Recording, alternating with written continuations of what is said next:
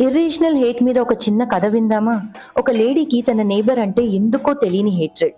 తను పిల్లలతో ఆడుకున్నా కోపమే, మంచి వంటలు చేసి తన ఫ్యామిలీకి పెట్టినా కోపమే, తనకి ప్రమోషన్ వచ్చిందని వాళ్ళ ఫ్యామిలీ అంతా సెలబ్రేట్ చేసుకున్న హేట్రెడే, అండ్ ఆఖరికి తను నలుగురితో మంచిగా మాట్లాడుతూ సరదాగా ఉన్న హేట్రెడే. ఒకరోజు వాళ్ళ ఇంటి బయట కొత్త కార్ చూసింది ఈ లేడీ.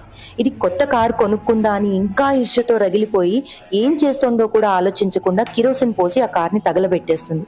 వెనక నుంచి వాళ్ళ హస్బెండ్ పరిగెత్తుకుంటూ వచ్చి, ఏం చేస్తున్నావు, ఈ కార్ని నీకోసమని నేను సర్ప్రైజ్ గిఫ్ట్ గా తీసుకొచ్చాను, మన ఇంటి ముందర పెడితే నీకు తెలిసిపోతుందని వాళ్ళ ఇంటి ముందర పెట్టాను అని అరుస్తూ ఆ మంటలు ఆపటానికి ప్రయత్నిస్తాడు.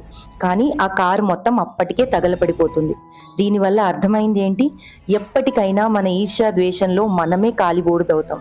ఎప్పటికైనా ఈ ప్రపంచంలో మిగిలిపోయేది ప్రేమ మాత్రమే, అండ్ ఆ ప్రేమే ఇప్పటి ప్రపంచానికి తక్కువైంది కూడా.